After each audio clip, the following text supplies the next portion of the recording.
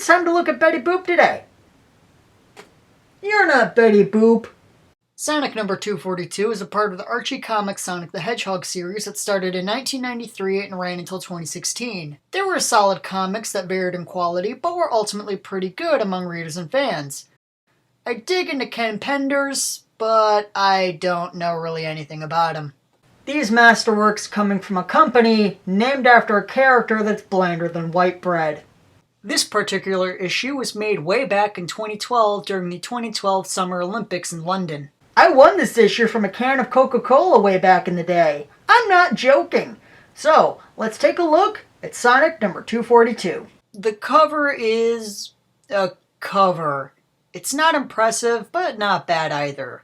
Mediocre. Sonic, Tails, and Amy getting medals for surviving in a dying franchise. Eggman being a dick for losing. Why, man? In the next 8 years, he'll be played by Jim Carrey. In an upper corner here, you have Shadow, Blaze, and Vector doing a run. Headcanon. After he saved the Gobos, Croc changed his name, moved to Mobius, and became a detective. The inside gives us a bit more information on what's going on.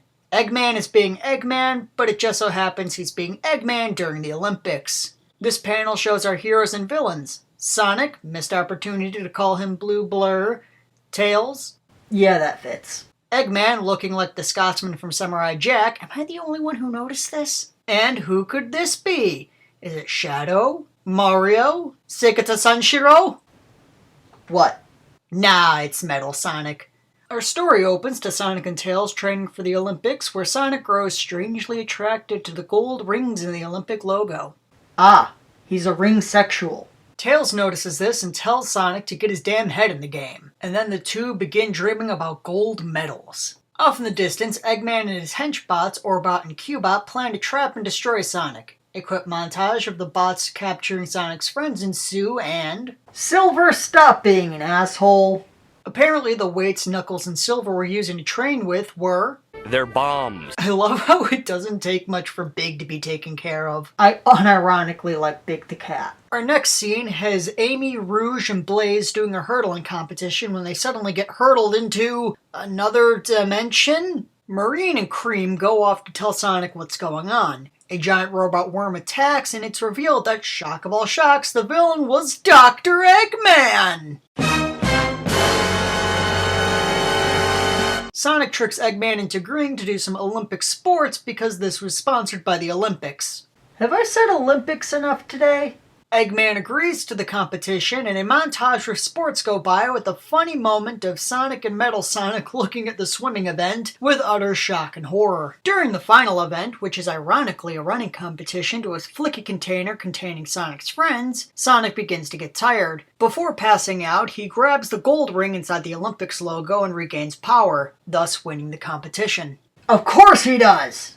The story is okay, it's meant to promote the Olympics, but it doesn't do that good of a job. The Olympics aren't that present until the end, and it's mostly just a standard Sonic saves his friends story with nods to a major event going on at the time. It has decent artwork. Archie Sonic story has always had some pretty good artwork from what I can tell, so I can't really fault it for that. Like Roger Rabbit, this technically isn't the end because it also came with a short story at the end, but I'm not going to look at that because I don't care. You're not really missing much if you don't get this comic. If you really want to look for it and get it yourself, I suggest going to free comic websites to look at it because it's really not worth owning.